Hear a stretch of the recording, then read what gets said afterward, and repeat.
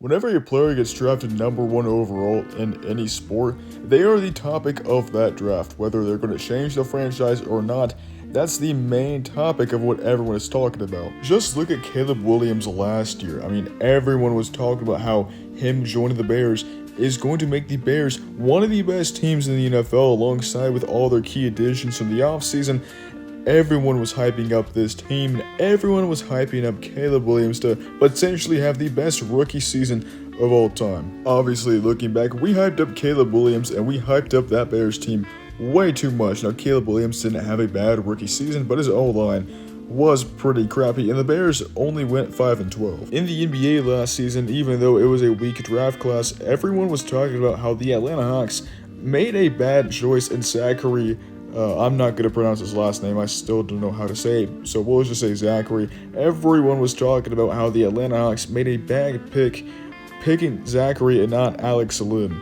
Not Alex Lynn, Alex Starr, you get the point. You can go to pretty much any draft class ever in any sport, and almost every single time the topic is the #1 overall pick, and the conversation is being had about how the team made a terrible decision or how this player is going to change their franchise. But for some reason in this year's NFL draft, the #1 overall draft pick, Cam Ward, is not being talked about at all, and it's really sad because he deserves to be talked about big time. The Cam Ward disrespect is so bad that the first thing you see when you search up Cam Ward on Google is the former hockey goalie. And I'm not a hockey watcher, I'm not a hockey fan, so I don't know how good Cam Ward was as a goalie. So maybe he's deserving of this. If you're a hockey fan, let me know. But in my opinion, it goes to show how disrespectful they're being to NFL Cam Ward. Dude got drafted #1 overall, and it feels like nobody is talking about him. Now, I want to say it doesn't make any sense why Cam Ward isn't getting talked about enough at all, and it does make sense why he's not getting talked about. Shedeur Sanders just fell to the 5th round, and honestly, that's the biggest draft slide in NFL draft history, so it makes sense, but at the same time, he still deserves to be talked about like a #1 overall pick should. I'm going to be going over some reasons why Cam Ward absolutely deserves to be talked about.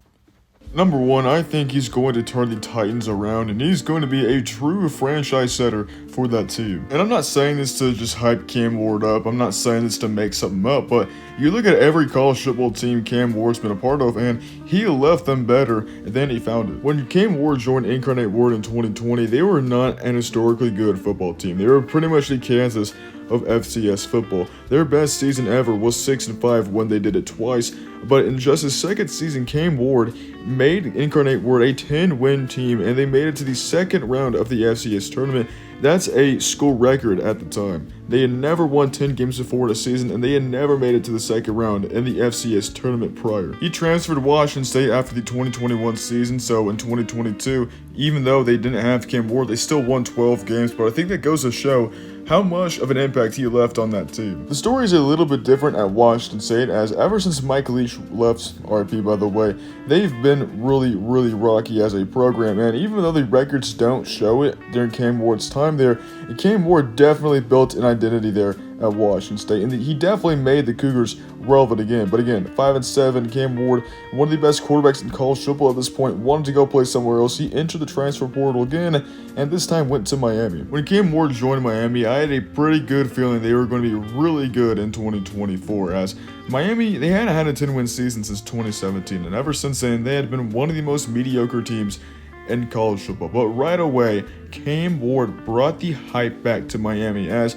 they started 9-0. Cam Ward looked like a Heisman frontrunner for a majority of the season. Miami looked like they were going to be a sheer lock for the college football playoff. However, near the end, they kind of fumbled the season away. They ended up going 10-3, missing the college football playoff entirely, and lost the Pop-Tarts Bowl to Iowa State. Disappointing season, but again, Cam Ward leading a team back to relevance, back to prominence once again. It might take a little longer for Cam Ward to turn around the Titans since it's the NFL and everything, but I have no doubt that he absolutely will turn them around and become a franchise changer for that team. Number 2, Cam Ward has such an incredible underdog story, and this part Actually, it does not make sense to me why no one is talking about it, because in my opinion, this is so cool. You might have seen this graphic because it was going viral before and during the draft. Cam Ward was a 0-star recruit in the class of 2020. Meanwhile, DJ Uiagalelei, I don't know if I'm saying that right, he was a 5-star recruit and went to Clemson to replace Trevor Lawrence and everything in the same recruiting class as Cam Ward. And DJ Uiagalelei is going to be looking for jobs on Indeed.com. Meanwhile, Cam Ward was just drafted number 1 overall. I think this is really inspiring though, not just if you're a high school football player or anything like that. I think in any area of life, any aspect of life, no matter how doubted you are, if you can just get your foot in the door, and if you just start performing well at whatever you're doing, you can rank up, and you can do things that you never even thought was possible. I don't know if that sounds inspirational or not, probably not, but I mean, even though my speech wasn't really motivational, I think that graphic can be really motivational and should be talked about more. Cam Ward being a 0-star recruit and then being the number 1 overall pick. That truly is inspiring. Number 3, Cam Ward overall is just a really fun player to watch. Obviously, I would show highlights, but Stephen A. Smith at ESPN would probably copyright strike me or something like that and take all the money away from this video, and I need the money pretty bad, so sadly I can't show y'all any highlights. But if you've seen Cam Ward highlights before, you know he's a fun player to watch, and just go look up some highlights real quick, and like my point will be proven right. I don't know if y'all remember that first game of the season against Florida, but that was one of the best performances I've seen from a college football player all season long last year. There's a play on 3rd and 11 where he escaped 2 defenders, rolled out to his left, and found a wide open guy in the end zone. Genuinely crazy impressive. Sorry if you hear my dog.